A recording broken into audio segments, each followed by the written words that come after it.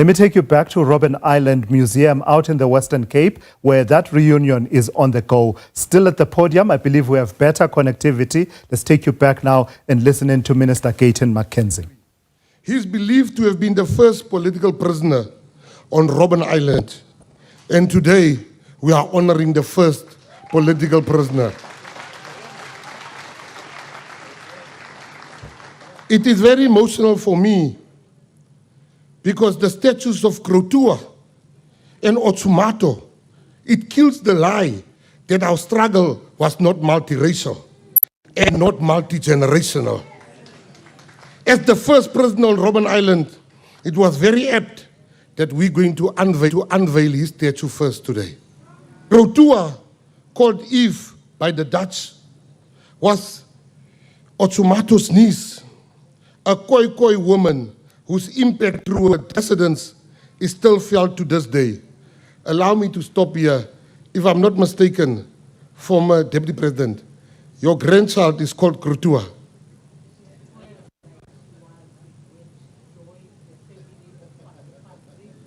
Yes, but your grandchild is called Krotua. I can't tell you the joy. I was sitting last year I was sitting next to the former Deputy President, and she was, hello Krotua. I'm like, is she speaking to the dead? She was 11 or 12. She was taken into the household of Jan van Riebeeck, where she learned Dutch and Portuguese, acted as an interpreter, and served also as a mediator between the Dutch and the communities. Around 1664, she married Dutch surgeon Pieter van Mierenhof, the first recorded interracial Christian marriage. In 1665, she moved with her husband to Robben Island, where she was appointed as the post holder. Before her husband died in 1668. After his death, Krotua's life became increasingly difficult. She struggled with dependence on alcohol, was alienated from settler society and her own people. Her children were removed from her, and in 1969, she was formally banished to Robben for what the colonial authorities unjustly deemed immoral behavior. She remained there until her death in 1674. But we are here today to say she was never estranged from her own people. We are still here. The most important thing for me about her life embodies the tragedy of those caught between cultures. And as a reminder that it is what was not just men who were banished to Robben Island. Women played a role from the start. Nelson Rolihlahla Mandela. I'm not going to waste your time to explain who Nelson Mandela is. But I'm going to show you just the visionary leadership of Nelson Mandela by a personal story that I want to share with this audience. In my area, I grew up in a colored community. When I led the first march of students in solidarity with black students that had no textbooks, while we had textbooks. And we heard Nelson Mandela is coming out. And my mom said, don't you want to go to the shops? I said, I've got important business, I can't go to the shop. She said, where are you going? I said, I've got a surprise, I can't tell you. I went to the richest area in Bloemfontein to go and look at the nice houses, because Mandela was cut out, we are going to take white people's houses. So I was preparing to choose a house for my family. Because there's so many black people, I chose 3 houses just for control, so that I can have a house. Great was my hurt and my disappointment when Nelson Mandela said, we will live together. I said, does this man still want me to live in this house with an outside toilet? I never forgave Nelson Mandela. until I started to understand his vision. That is visionary leadership. The second issue about Nelson Mandela I wish to share about his vision. Nelson, we in the African National Congress then, we were resolute on one issue, that the Springbok name should disappear. There was no contradiction, none whatsoever, until Nelson Mandela spoke to us in the Youth League. And he said, we shall retain the name Springboks. I said to my friend, I'm starting to believe this guy. First he robbed us of our houses. Now this man does not want to give us our name. Today, I want to show you the depth of the leadership of Nelson Mandela. Nothing unites South Africa today like the very Springboks which we wanted to cancel. Mandela had the vision and the foresight. Robert Sobukwe. It's very important that I mention Robert Sobukwe. Well-known leader, same caliber of Nelson Mandela. But something happened here at Robben Island, which shall never happen again. I brought my kids here before I was a minister.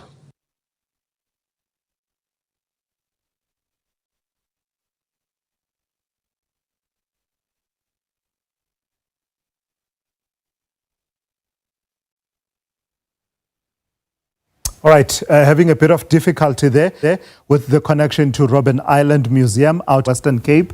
This is at the point at which you were hearing from the Minister of Sport, Arts and Culture, Gayton McKenzie, who was just recounting some of the well-known former political prisoners who served on Robben Island and their footprints in our country's history. A sincere urge. I want to apologize to the freedom fighters.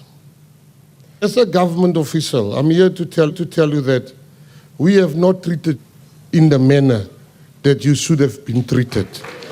And I'm sorry for that. And I'm sorry for that. And they say, the only way to see if a person's apology is genuine is change behavior. And you're going to see a different government with a different behavior and treat you in the manner that you should be treated.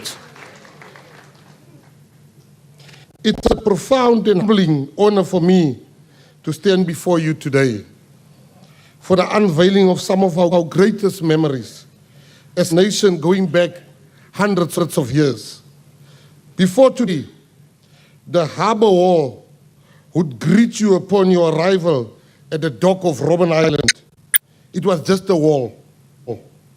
Perhaps it's unfair to call it that because it is the wall on the dock of Robben Island, the world's most famous former island prison. But it wasn't much more than a wall. It played a functional role in mute concrete, recognizing nothing and not being recognized. Today, it has been transformed into a piece of memory. Today, the wall speaks and it utters timeless names. Each of those names is worthy of being spoken. Memory of stone. On that wall, we have chosen to remember every person who we possibly can who was never imprisoned on this island. The walls of Robben Island were once constructed with a primary goal of swallowing human life. The people sent here were meant to be forgotten, removed, obliterated. Today, the wall that greets you as you arrive at Robben Island is there to claim the names of every life that now will never be forgotten, whose sacrifice and contribution has been engraved in permanence against the sea elements themselves, and they are not obliterated. So in turn, we can never be oblivious. You will know, ladies and gentlemen, that no names are bigger or smaller.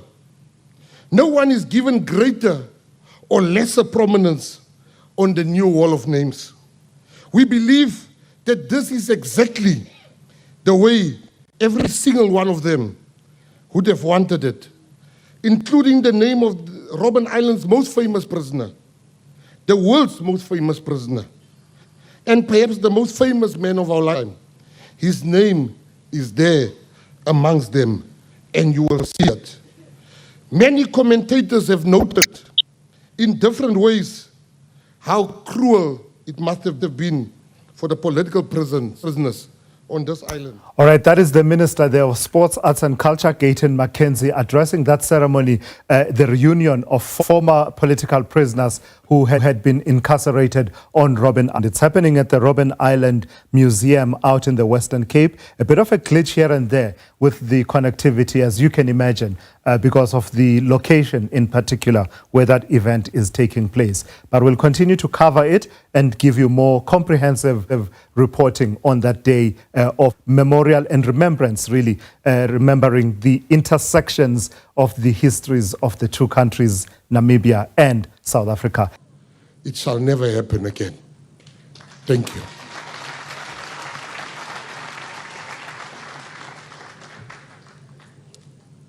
I was in, my dear friend and minister invited me to, and I'm going to talk about her now, I'm going to talk about her at the end. My dear friend and minister invited me to Namibia. Namibia, I was so impressed with what I've seen in Namibia and how they treat their fighters and how they remember them.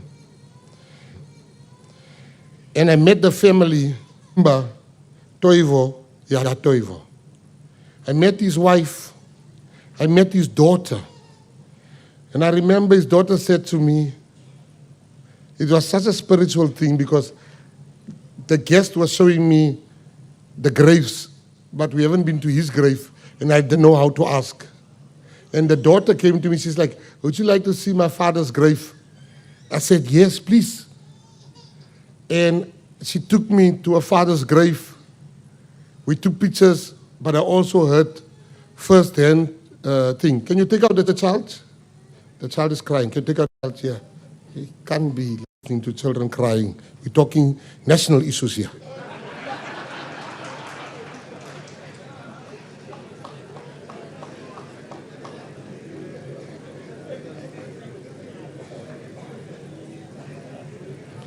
Andimba, Toivo ya Toivo.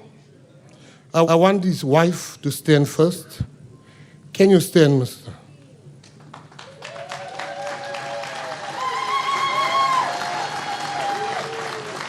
Please remain standing. Your daughter, can she stand?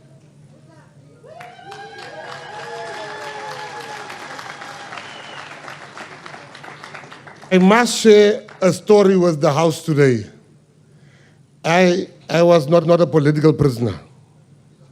I was the other prisoners that would sell stuff to the political prisoners.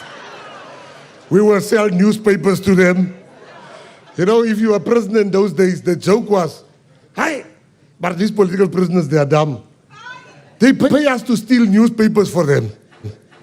That was just not knowing the knowledge. So, general prisoners will talk about how dumb the political prisoners are. Pay the general prison population for us because they wanted to write books while we were busy smuggling. They were busy planning the future of the country. So I grew up in the gang areas and gangland. So I went to Namibia. I got to Namibia, I must share the story. Now, as a person that's in gangsterism, people are asking for photos with me in Namibia. And now people, the first picture I take, I see they're making gang signs. Yeah, man, you know, at first I'm like, I'm not going to worry. But after the 10th picture, I'm like, hi. Hey, Namibia is full of gangsters. Then I met the daughter of Andimba, Toivo. And she was telling me about her studies, what she does. And she said, can I have a picture with you? I said, yes. And then she also made the gang sign. I'm like, aye. I said, are you a gangster? She said, why? She said, I said, yes, that's the sign everybody makes. And she taught me the Namibian sign. This is the Namibian sign. It's not a gang sign. So thank you for that lesson. I was very shocked because I know Ocean.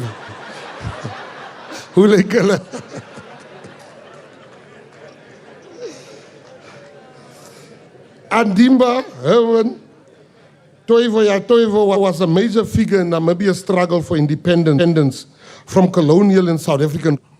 Born in northern Namibia in 1924, he became politically active in South Africa and Namibia. Co-founded SWAPO, the Southwest Africa People's Organization, and its predecessor organizations, fought against migrant worker abuses and the incorporation of Namibia into apartheid South Africa. Arrested in 1966 under South African law, he was tried in 1967 and sentenced to 20 years under the Terrorism Act. He served 16 years on Robben Island, much of that time in isolation, suffering much harsh treatment, but also forging deep bonds with other prisoners, including Madiba. He refused to compromise and only accepted release in 1984 when many of his comrades were set free. After release, he continued in SWAPO, leadership in exile, then came home to serve in newly independent Namibia as a minister. Passed in 2017, Robben Island is as much a part of Namibia and its national memory as it is for anyone from South Africa.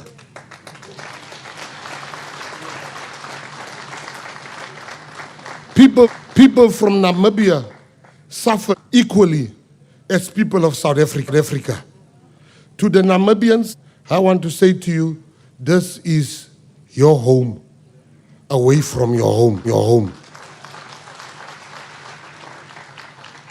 When I shared the news that he would be honored on the island today, few people have ever thanked me as profusely as his widow and his daughter, whom I met during the preparation work. Statue here speaks of many things, but most importantly, what it speaks the loudest about is that Namibians and South Africans are brothers and sisters. We fought together, we died together, we imprisoned together, we attained freedom together, and nothing can ever separate the Namibian and the South African people. I thank you. Khotso Siatlulo. Our final statue is of the firebrand youth leader, Khotso Siatlulo. Born in 1958 in Soweto, he attended Naledi High School during the Soweto uprising of the 16th June 1976. He was deputy president of the Soweto Student Representative Council under Tsietsi Mashinini. When Mashinini went into exile, Siatlulo took over leadership of the SSRC. He survived being shot during the protest and fled into exile in Botswana. He made secret return into South Africa to organize students under the banner groups such as the South African Youth Revolutionary Council. In 1981, he was arrested under the Terrorism Act and sentenced to 15 years imprisonment on Robben Island. Released in 1990 during the political transition, he emerged in a country moving towards democracy, a relatively quiet life, and died in Soweto in 2004. We must never forget how so many young lives were spent and lost in the struggle, and how the name Khotso Siatlulo, a member of the Pan-Africanist Congress of Azania, stands for the fight and the sacrifice of the youth during these difficult days and those difficult days. To all the former prisoners and the families of all the former prisoners, your great-grandchildren will know of your bravery. They will know of your sacrifice through the names on that wall and the statues that brings to life the human reality of the people who were sent here. Today, I can tell you that we have more great plans for Robben Island to make it not only one of the most visited museums in Africa, but one of the most visited museums in the world. Say something, you never wash your dirty linen in front of your guest, but there are no guests here because the Namibians are the same house as us. When we put this together, I saw ugly scenes amongst ex-political prisoners. I saw people, Johnny-come-latelys, that called me, "Minister, I hear you are busy with this, stop it, those who don't represent me." I said, so let the ones that represent you do for you what you want to do. Those leaders waited for months to get an interview, a meeting with me. And today, I want the chairperson to write. And I want Masemula and them that came to my office to rise. Can you please rise? Dankie Chair. Dankie Chair. Can you please rise, Masemula? Yeah. I want to tell you,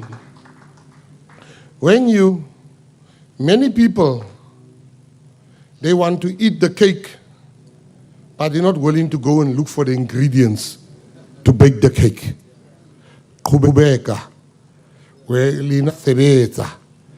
I don't look at personalities. I look at the task at hand. We have big work ahead. For 25 years, you guys have been fighting to be heard. You've been heard. The first thing you told me,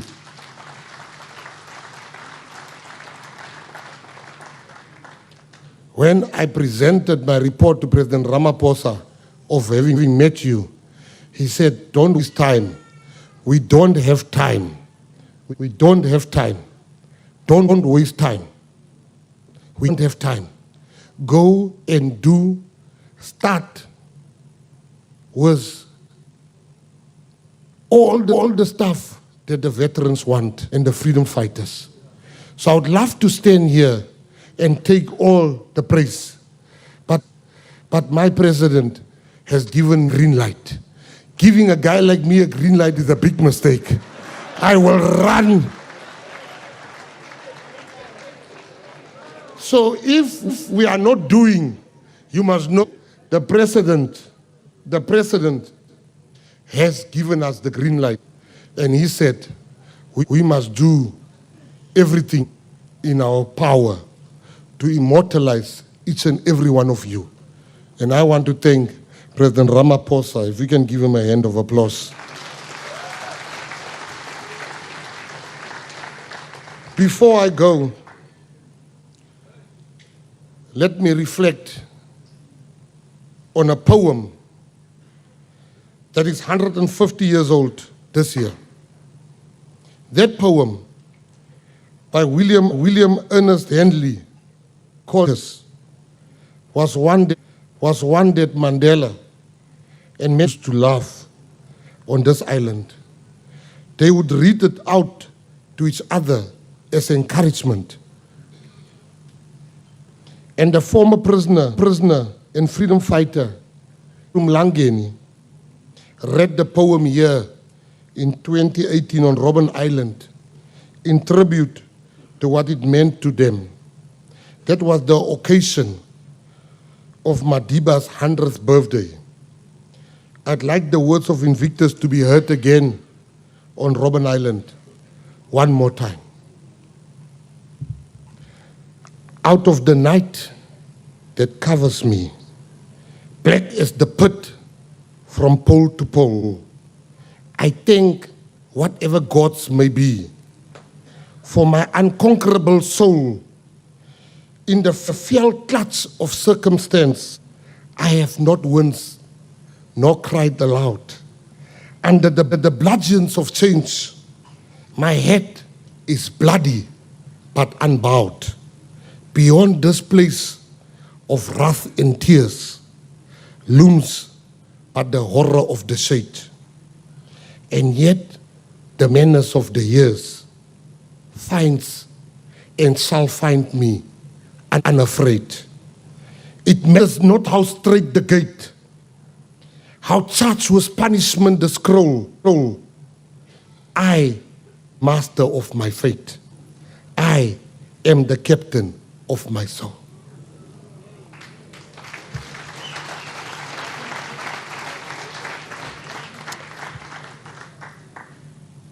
Our freedom didn't fall from a tree or came raindrops. This freedom was fought for by the people in this tent, by the people who have passed on, and many others just like them who could not join us here today. We like to talk about heroes and great men from America like Martin Luther King Jr., while in our midst we are surrounded by thousands of Martin Luther King Jr.'s. Our heroes, the people who are here, right now. We will appreciate you. We will truly appreciate our freedom more if we understand the price that has been paid for this freedom. In conclusion, I want to thank the staff of Robben Island, the staff from my department, the Namibian people, the RIM Council, the Ex-Political Prisoners Association. You know, Namibia's Minister of Education, Innovation, Youth, Sport, Arts and Culture, my sister, Sanet Steenkamp. You are the kindest minister I've ever met. I wish to thank you. I wish to thank your deputy minister, Dino. He came so many times that he starts speaking like South Africans now. He even supported the South African team also as his second team. I wish to thank the ministers, the MEC, Gayton McKenzie. I wish to thank Tamkunga. Thank you so much for making the time to come here. To the President, I want to thank all the leaders that are here. I want to thank your President for giving out a letter thanking my President and the department that I lead. That letter has made the rounds, and every time people say, "Did you see this?" I said, "No." What? I said, "Send." Because I've read that letter. I want to thank your President for writing that letter. I want to thank my President for the distinctly undeserved honor of allowing me to make this speech today. Today shows that the GNU is working. We are doing what we promised we would, and we are bringing national unity to government and to our country. You know, to the political prisoners, this is from me to you. Everything that we have achieved, everything that our country has achieved, everything that our unborn children will achieve, everything that our country will still achieve, was built on your sacrifice and your courage.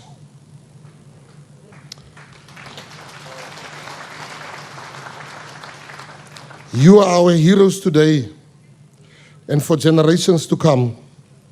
We are immensely proud and grateful to you and your families who sacrificed equally with you. Thank you for lending us those heroes to the families.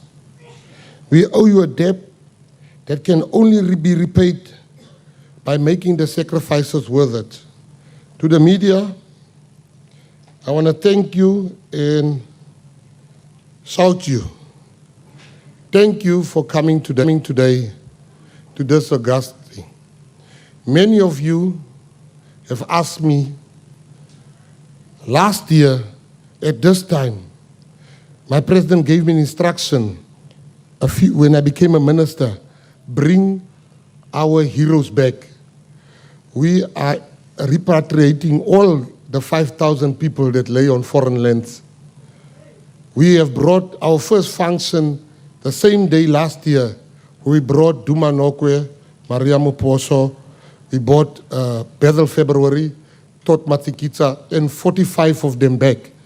We are busy in Angola now to bring back our heroes. But the reason why I'm mentioning that, today a young journalist was asking me, how much does all of these things cost? My answer to him, I said he must come and listen during my speech. I will tell him how much all of this cost. Flying the veterans here, flying the families here, doing all those statues. I said he must come here and I will give him the answer. And before I give him the answer, I want the people that made those beautiful statues to please rise.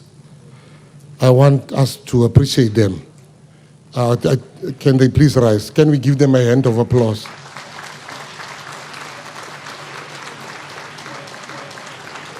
Thank you, and thank you.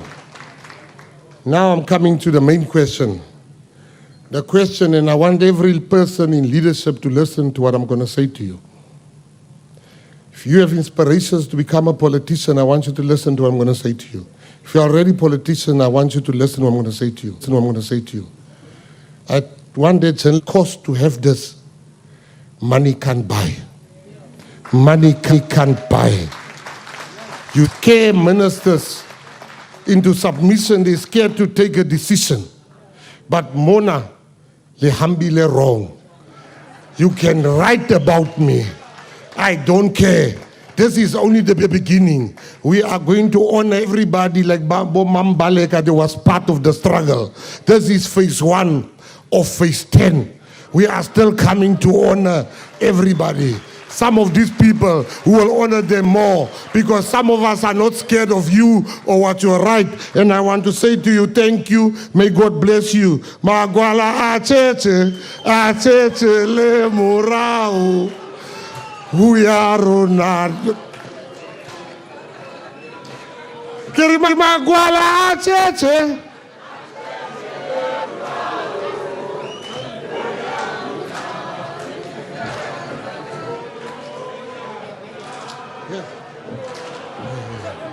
All right, that was the Minister of Sport, Arts and Culture, Gayton McKenzie, addressing that ceremony out on Robben Island at the Robben Island Museum. It is a reunion of the former political prisoners who had been incarcerated on Robben Island. I'm still reeling, still reacting to how he ended that speech of his, basically addressing a message to members of the media who are asking questions about how much all of this cost.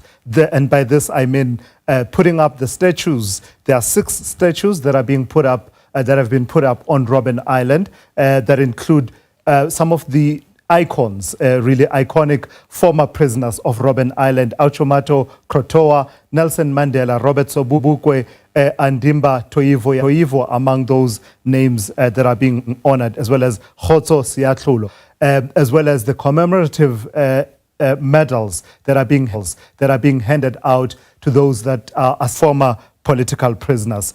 So he was answering the question that says, how much does all of this cost? He says it's a cost that money cannot match. Money can't buy the value of what he says is there, and going on to say that this is just the beginning. He's still going to do more to honor struggle icons.